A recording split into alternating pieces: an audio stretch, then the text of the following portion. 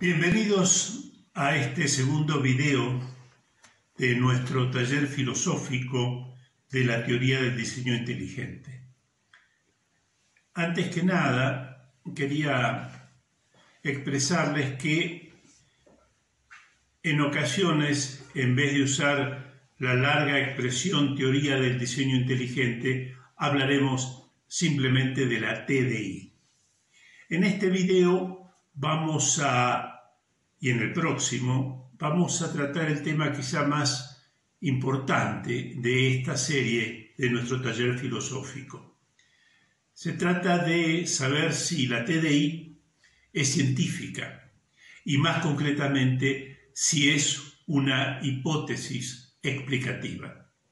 Quizá alguno de ustedes se pregunte, pero ¿cómo es una teoría o es una hipótesis?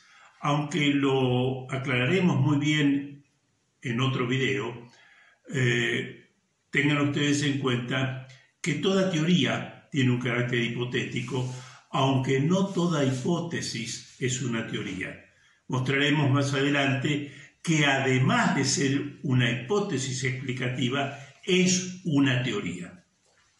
Bien, es importante saber que nos estamos moviendo dentro del ámbito de la ciencia empírica y más concretamente de la ciencia natural. Digo esto porque no toda ciencia empírica es ciencia natural. La sociología, la economía, son ciencias empíricas que se valen de la experiencia, pero no son ciencias naturales. En cambio, la ciencia natural es el conjunto de hipótesis, de teorías y de leyes que versan sobre los fenómenos de la naturaleza.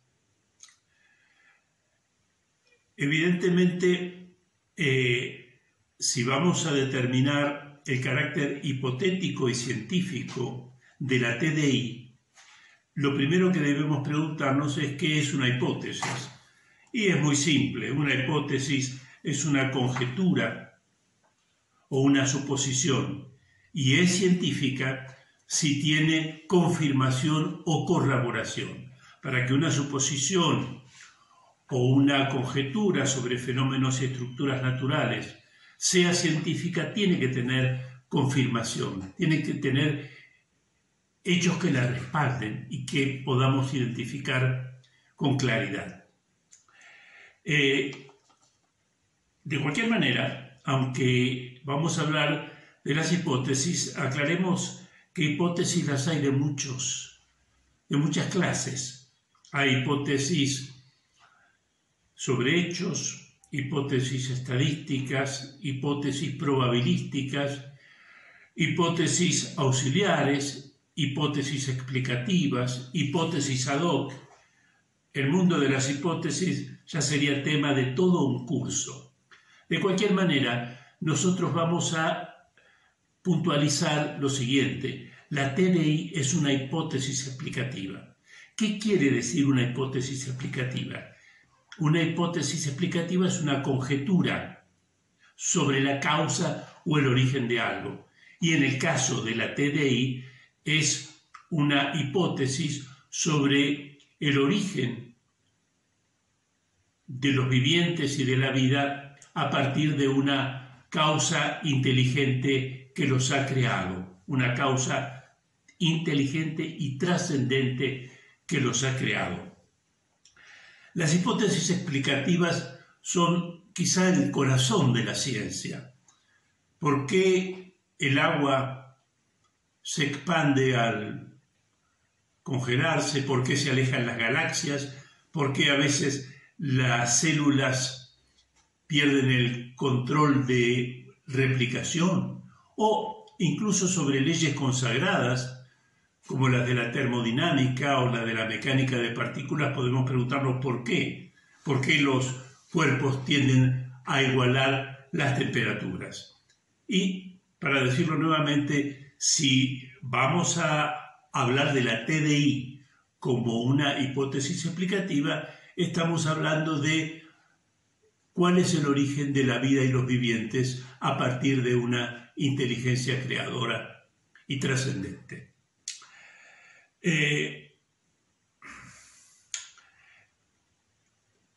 Las hipótesis explicativas, para ser científicas, tienen que tener confirmación, pero debemos distinguir dos planos con respecto a las hipótesis explicativas, o dos propiedades que deben poseer para entrar dentro del ámbito de la ciencia, o sea, ser científicas. En primer lugar, la hipótesis debe ser capaz de explicar lo que se propone. Y en segundo lugar, debe tener confirmación. Son dos cosas distintas. En un ejemplo que quizá les parezca un tanto extraño, la diferencia va a ser muy clara. Algunos de los monumentos y pirámides de Egipto están construidas con bloques de piedra compactos de más de 50 toneladas. Muchas veces algunos han planteado la hipótesis de que los egipcios tenían tecnologías avanzadas brindadas a ellos por otras civilizaciones, incluso se llega a hablar comúnmente de extraterrestres, que les posibilitaban transportar esos bloques inmensos hasta los lugares de construcción. Fíjense que cómo opera acá una característica de las hipótesis. Uno dice, ok, si existieron esas civilizaciones y los ayudaron a transportar esos bloques, entonces entiendo bien cómo lo hicieron. Pero aquí aparece la segunda condición de las hipótesis. Confirmame que existieron esas civilizaciones y que efectivamente estuvieron presentes en el Antiguo Egipto y colaboraron en eso. Acá viene lo segundo. Bien, se entiende bien entonces esto. Esas son las dos condiciones de una hipótesis, que explique y que tenga confirmación. Ahora, con respecto a la confirmación solamente, hay dos tipos de situaciones muy diferentes. Algunas hipótesis logran su confirmación de un modo más o menos directo, mientras que otras tienen una confirmación de un modo más indirecto y difícil. Vayamos a lo primero. Pensemos en el escorbuto, una enfermedad muy grave que se daba especialmente, aunque no solamente, en las tripulaciones de los barcos en la antigüedad, y eso subsistió hasta principios del siglo XIX.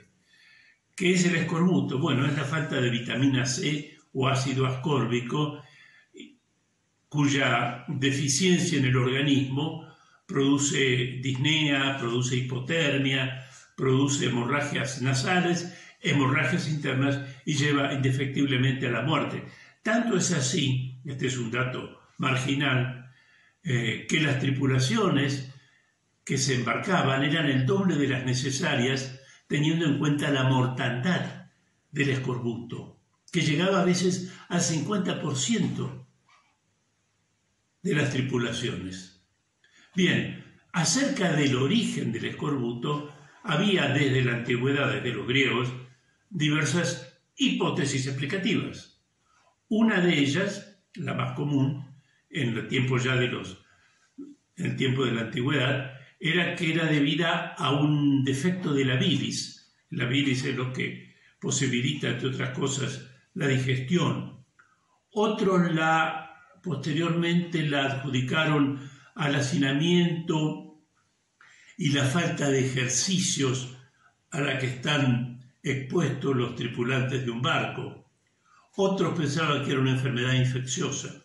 Finalmente, en el siglo XVIII, un estudiante de medicina, no médico, estudiante de medicina, James Lind, se le prendió la lamparita, como decimos en español, y acuñó la hipótesis que el origen del escorbuto podía estar en la alimentación. Para confirmarlo o desconfirmarlo, hizo varios grupos y a uno de los grupos le daba alimentos crudos como naranjas y limones, y fue el único grupo que no sufrió de escorbuto.